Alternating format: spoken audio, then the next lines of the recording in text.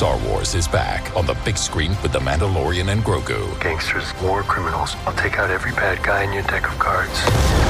On May 22nd, feel the Force on the biggest screen possible. The old protect the young, and the young protect the old. This is the way. Buckle up. Always wear your seatbelt.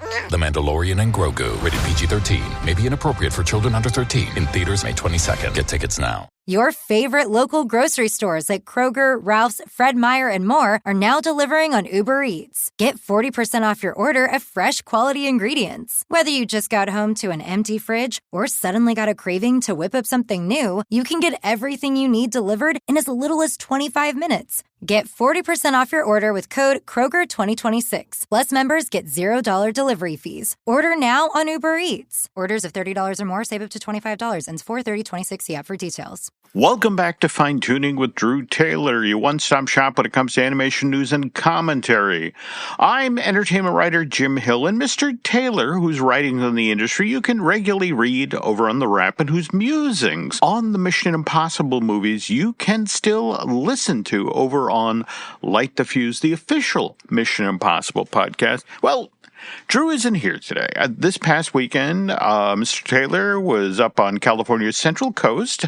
To be specific, he was at the San Luis Obispo International Film Festival and was moderating a metric ton of panels. And since that event didn't end till, well, today, Tuesday, April 28th, the day I'm actually recording this week's podcast is a solo show. Well, anyway, that explains Drew's absence. And a brief side note here. I don't know how many of this podcast listeners have ever been up to San Luis Obispo.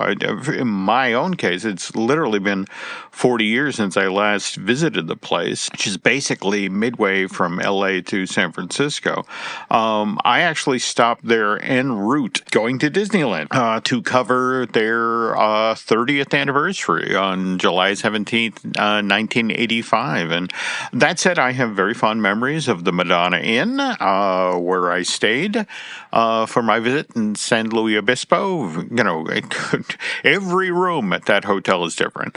I also spent an afternoon exploring the historic Spanish Mission right in the center of town. But what I especially remember about that stop on the trip is, well, the very next morning I got my rental car and then drove up to San Simeon and toured Hearst Castle. And I want to say the day that I was there, they were only offering 2 tours. I want to say they would take you around the lower floor of the building, and then you could tour the grounds, and you could see, for example, where Hearst had his private zoo, likewise the pool area. And these days, in fact, I was just over at the official Hearst Castle website. I want to say there are at least 6 tours, sometimes 8 tours. I mean, if you're there for the holiday season, that's when they try to recreate what San Simeon was like back in the 30s and the 40s when William Randolph and Marion Davies were in residence. But it's just so much Hollywood history, so much California history happened there. And I would love to go back at some point, maybe devote a weekend to, doing as many tours as I possibly could. Again, it's kind of, the house itself is a fascinating example of what you can do when you have infinite piles of cash. And again, I know we've all seen Citizen Kane and yada yada, but the real Hearst Castle construction began in 1919 and continued for 28 years till 1947. And I think it was only because Hearst's health had started to fade. I want to say we lost him at 51, but that's one of the reasons they would have kept construction going if he'd stayed healthy. But anyway, we got to get to the animation news here. So, but before we do that, we have to acknowledge our sponsor, and that is, of course, UnlockMagic.com, the go-to place for some of the best deals on theme park tickets. If a Disney or Universal trip is anywhere on your radar in 2026, Unlock Magic helps you get great ticket prices without the stress, all handled by people who really know the parks, more importantly, know how to save you money. So if you're starting to think, okay, this is the year that we finally go, head to unlockmagic.com to grab the very best ticket deals and make that future trip just a little more magical. Okay, so for the past 3 weeks, the Super Mario Brothers Galaxy movie has been at the top of the box office. But this past weekend, the King of Pop knocked them out of the number one spot. The Michael Jackson biopic. 97 million over its opening weekend in North America. And then right behind that is Super Mario Brother, again, beginning, technically its fourth week in theaters. That did 20.5 million, and then Project Hail Mary was a strong number 3. Behind that was Lee Cronin's The Mummy. We then got the Zendaya Robert Pattinson drama, literally the drama. And then in the number 6 position was Hoppers, which, by the way, to date, 164 million domestic, an additional 206 million overseas, so 370 million worldwide so far. On the other hand, Super Mario Brothers Galaxy movie, 385 million domestic, 445 overseas. That's $831 million worldwide. So folks at Universal have to be happy with that. But then again, given that they also put Michael out into theaters, they've got to be pleased with that.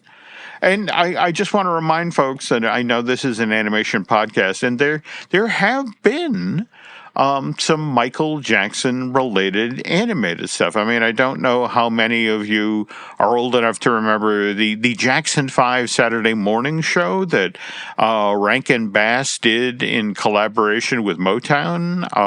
That debuted on ABC back in September of 71. 23 episodes in total, produced one season.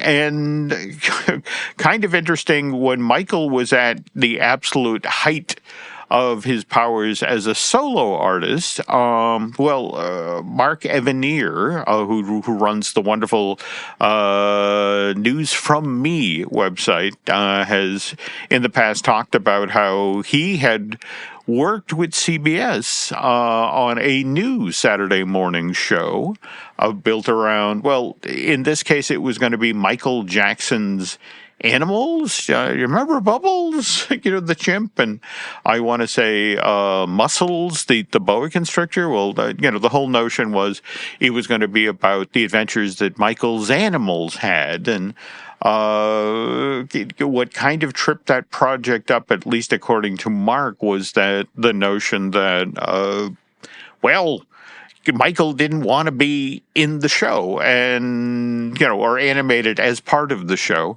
And that was kind of a deal breaker. The notion was that, we're going to tune in and just see your pets. It's like, I don't think so. That said, though, how many of you remember the stop-motion Bubbles movie that, got far enough along that Netflix, back in 2017, paid $20 million for this thing. And remember, this was being developed by Taika Waititi, so it was a big deal project, and it was going to tell the Michael Jackson, the life of Michael Jackson from his chimp's perspective. And, I want to say that the blacklist, which is when the industry every year lists the very best screenplays, Bubbles was one of the screenplays that got cited for this, and that's what ultimately set this thing in motion. But then in 2019, due to, what was going on with Michael at the time, or how people were talking about Michael Jackson at the time, project was halted in 2019. By the way, Bubbles is still with us, just in case you're wondering. He's a 43-year-old chimp, and he's living in a sanctuary down in Florida. So hope he's having a good life. When we get back from this break, we're going to switch from talking about domestic animation to we're going to talk about a lot of stuff animation related that's happened overseas. But before we do that, there's this. Pepsi Prebiotic Cola in original and cherry vanilla. That Pepsi taste you love with just 30 calories and no artificial sweeteners. Pepsi Prebiotic Cola. Unbelievably Pepsi. Whether your business has 6 floors or 6 employees, Walmart Business has everything you need to save time, money, and hassle. You can restock your break room with bulk ordering or bulk up your ordering team with shared payments. And you can get it all delivered straight to your business's door, whether that's on Wall Street or Main Street. Walmart Business. It's the Walmart you love, now for your business. Learn more at business.walmart.com. This episode is brought to you by Weight Loss by Hims. We're all trying to get healthier these days, and if GLP-1s are part of your overall health plan, well, you really have to check out Weight Loss by Hims. Hims gets you a simple, personalized approach to weight loss with access to a range of FDA-approved GLP-1 medications, including the Wegovy pill and the Wegovy pen. More importantly, Hims connects you with a licensed provider who's 100% online, with a care team to support you every step of the way. If prescribed, your medication is delivered to your door, no insurance necessary. So are you ready to reach your goals? Visit hims.com/tune to get a personalized, affordable plan that gets you. That's HIMS.com/TOON. hims.com/tune. Weight Loss by Hims is not available in all 50 states. Wegovy is the registered trademark of Novo Nordisk AS. To get started and learn more, including important safety information, Wegovy clinical study information, and restrictions, visit hims.com. We thank them for sponsoring today's show. And we're back. Okay, so again, animation with a more international flavor. And let's face it, over the past year, thanks to the enormous success of K-pop Demon Hunters, there's a lot of interest in that sort of thing. By the way, Drew and I have talked on this show about how K-pop Demon Hunters is getting a physical media release through Criterion. Well, what's interesting is if you go over to Amazon today, you can actually pre-book this disc. Now, mind you, not going to be available till December 31st of this year, 2026, and it will be $39.95. But on the other hand, it's supposed to be, again, it's a piece of the Criterion collection, so it's going to be first class and lots of behind-the-scenes features, and very, very much, if you're an animation fan, you're going to want to pick this up. If, on the other hand, you are, need something to tide you over till, the K-pop Demon Hunters physical media version of that film is available. Just this week, I was in Target, and they have all of these cardboard bins around the store floor, and if you look inside of them, there's a whole bunch of the Derpy Tiger, the demon cat, Janu's companion, and the mascot of Huntrix. In fact, I'll be headed there this afternoon to pick up one for myself because they're only $20.99. So we'll add them to the cat tree here at the house. But speaking of animated related stuff, this week I was over on HBO looking ahead into the week schedule and noticed that starting on May 1st, Ni Za 2 the highest grossing animated film ever. And remember, last year when Drew and I were talking about this, $2,267,000,000 worldwide. And by the way, $2,200,000,000 of that, that all those tickets were sold in China.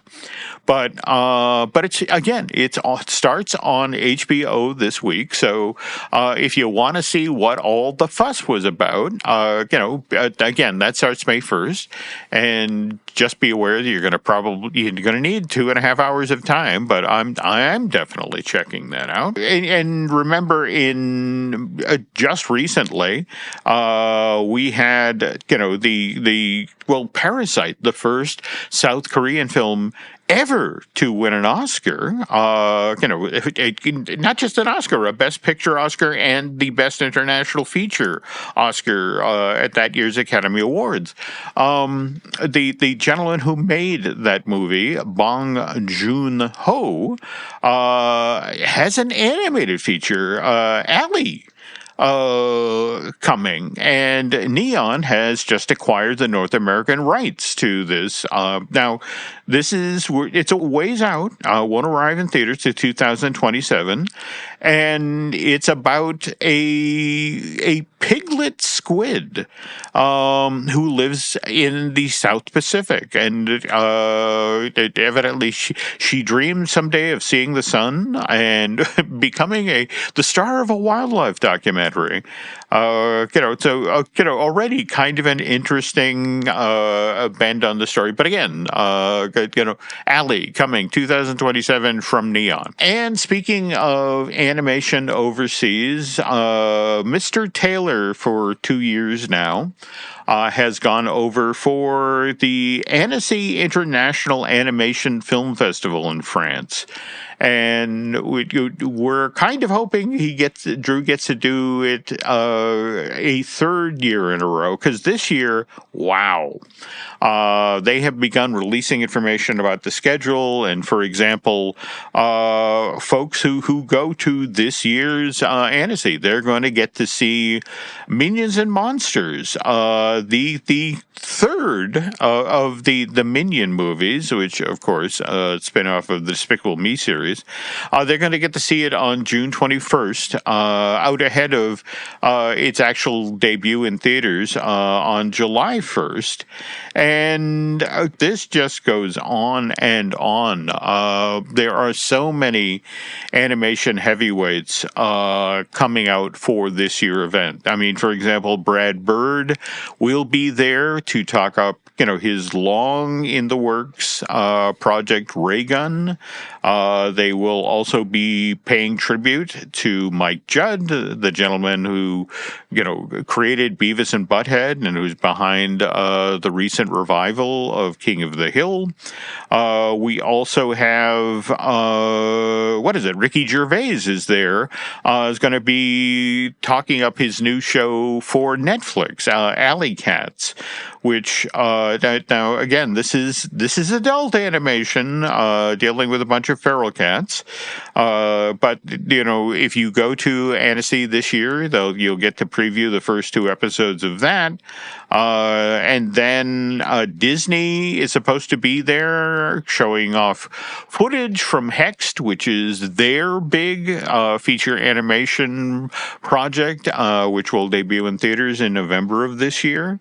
Likewise, Disney Television Animation is going to be there with a new Cars show, Lightning Racers, which reimagines this set of Pixar characters for preschoolers, and at the same time aiming a little higher for a little older audience. We'll have the Disney Plus series Dragon Striker. LinkedIn Hiring Pro can't predict the future, but it can help you feel confident about future hires. Because Hiring Pro combines real-time insights and candidate data from the LinkedIn network with the criteria you've set for your role to deliver you a list of top-fit candidates. Businesses who use LinkedIn are 24% less likely to reopen a role in the next 12 months. Hire right the first time with LinkedIn Hiring Pro. Post a free job today at linkedin.com/quality. Adobe Firefly is the all-in-one creative studio with AI-powered image and video editing for today's creative process. Built for creators of every kind, Firefly helps you generate, edit, and experiment fast. Because the asks aren't getting smaller, the budgets aren't getting bigger, and the timelines, oh yeah, still tight. With all the best creative AI models in one place, Firefly brings your ideas to life. Unlock a better way to make with Adobe Firefly. So, it looks like it's going to be a fascinating thing. And me personally, the one that I'm looking for the most forward to, and the information that's going to be shared, is Gatto, the Pixar original, which I want to say we are, is that March of 2027? I want to say March is when that's coming out. And it's also worth noting that, Warner Brothers is going to be there in force as well. They're going to be showing off the first part of Batman Nightfall. Likewise, folks are going to get a taste of the new Cat in the Hat film. There's also, believe it or not, a new Daffy Duck short debuting, Daffy Season. And speaking of Warner Brothers related stuff, when we get back from this ad break, we're going to talk about the trailer that just dropped for Coyote versus Acme. But before we do that, there's this. And we're back.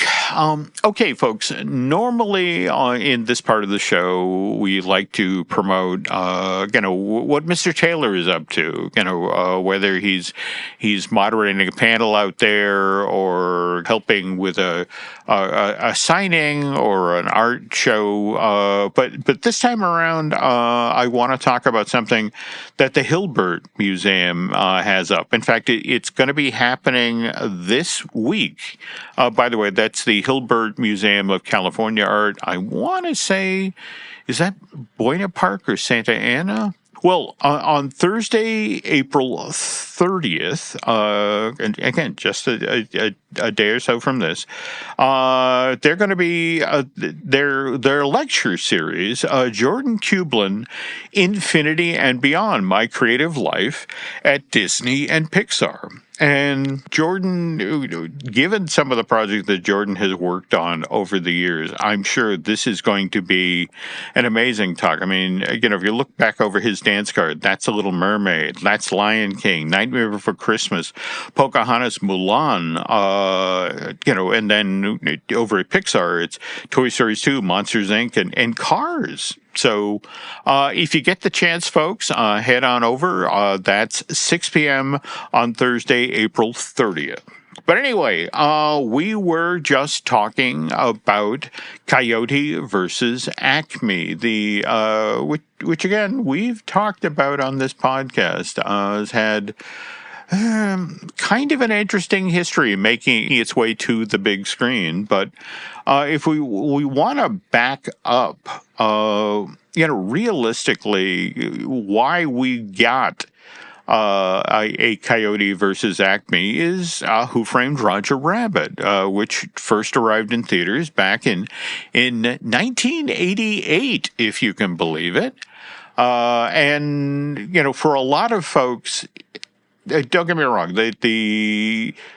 that was obviously a celebration of animation in the 40s, but the real breakout successful moments of that film were actually the ones built around Warner Brothers characters. Whether it's Daffy and Donald having their piano duel at the Ink and Paint Club, or it's Eddie Valiant finding himself unexpectedly skydiving with Mickey Mouse and Bugs Bunny. But the Warner Brothers characters really, were kind of the secret sauce of that film.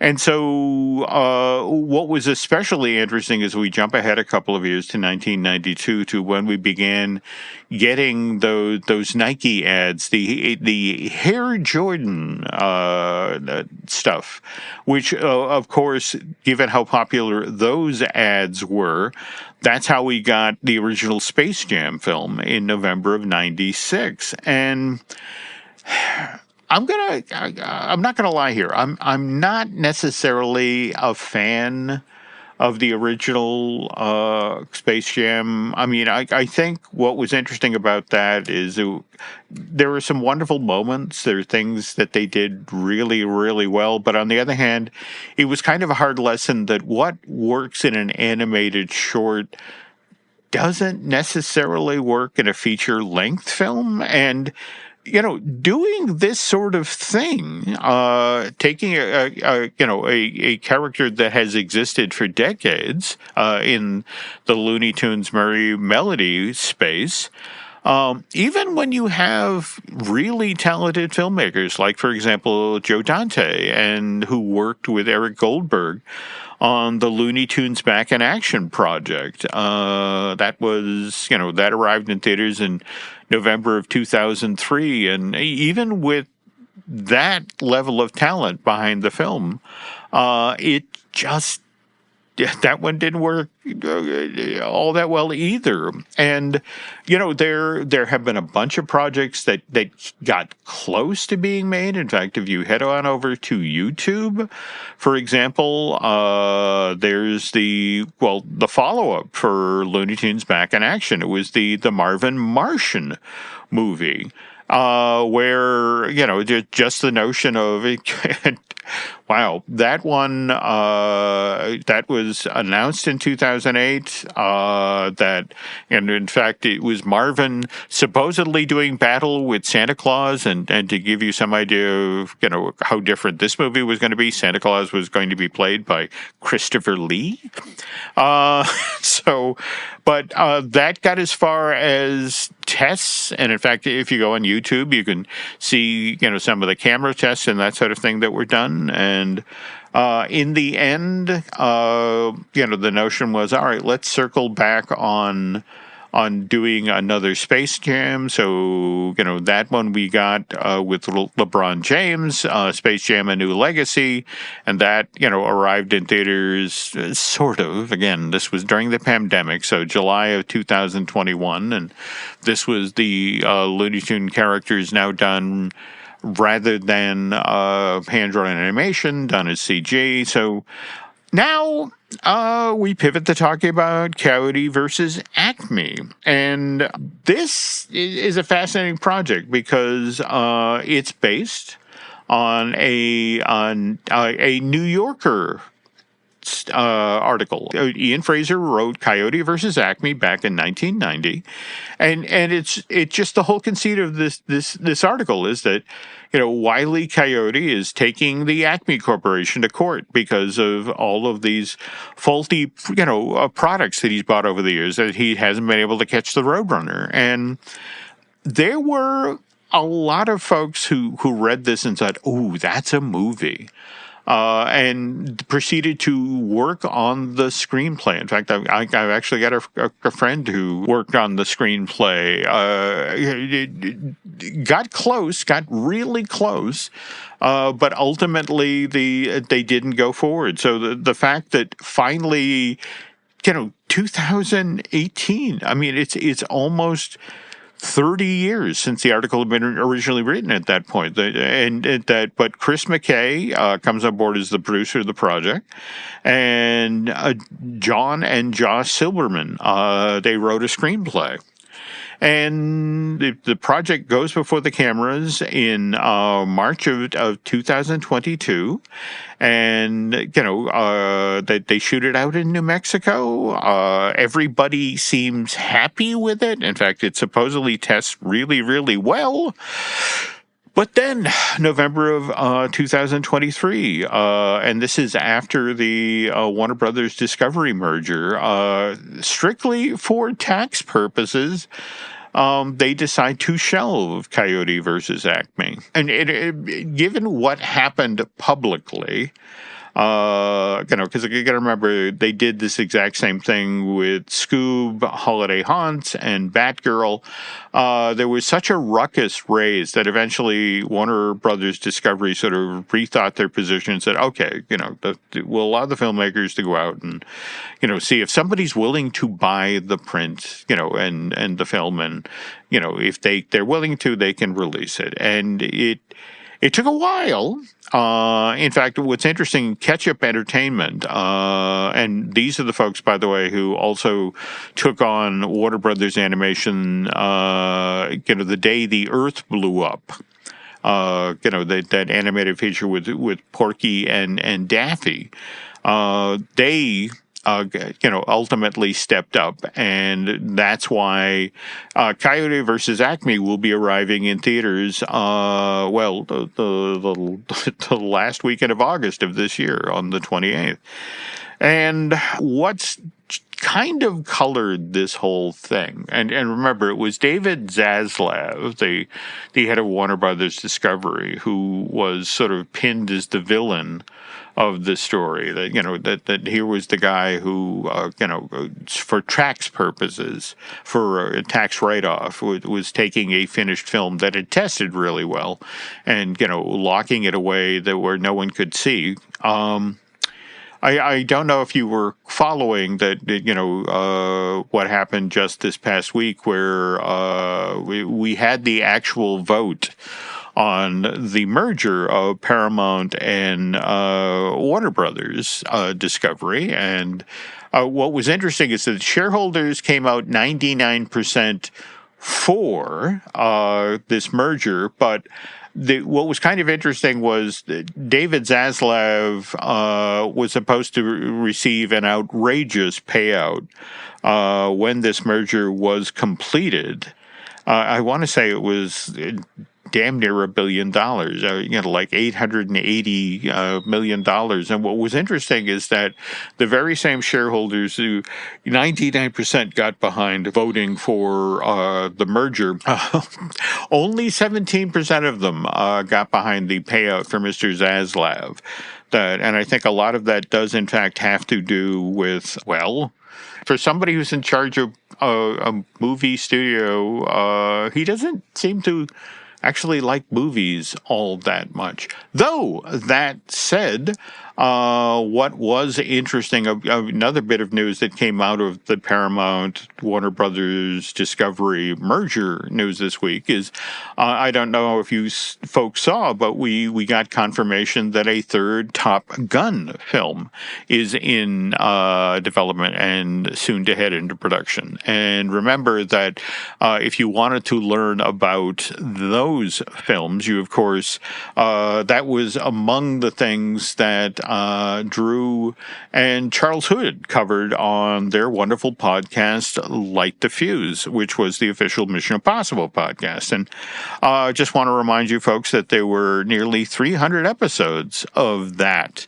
And they are still available for listening. And then whenever I'm in the car, I fire one up, and I always learn something that I didn't know from some amazing filmmakers.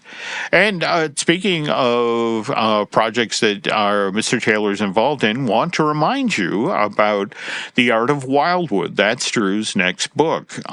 This will be hitting store shelves on October 6th of this year, and it will be celebrating Leica's very next stop-motion film, which arrives in theaters October 23rd, and will be presented by Fathom Entertainment. And speaking of entertainment, we have a couple of podcasts here at Jim Hill Media that we think you might find entertaining. There's Disney Dish with Len Testa. Likewise, there's the Epic Universal podcast. I do that with Eric Hersey. Also worth noting here is I Want That Too. That's our Disney merch podcast I do with Eric Slovey Bride, Lauren, and our newest show, The Case For with Chris Cox. And, of course, over on Patreon, we have the Disney Unpacked series, which I do with Len Glenn and veteran Imagineer Jim Schul. And we are working on a show about the Disney castles, as well as A Small World, which will be celebrating its, if you can believe it, 60th anniversary of the opening at Disneyland this coming month.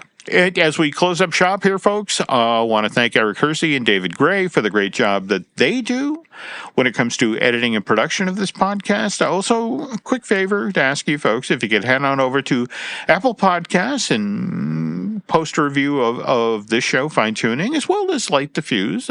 Throw a little love Drew and Charles's way.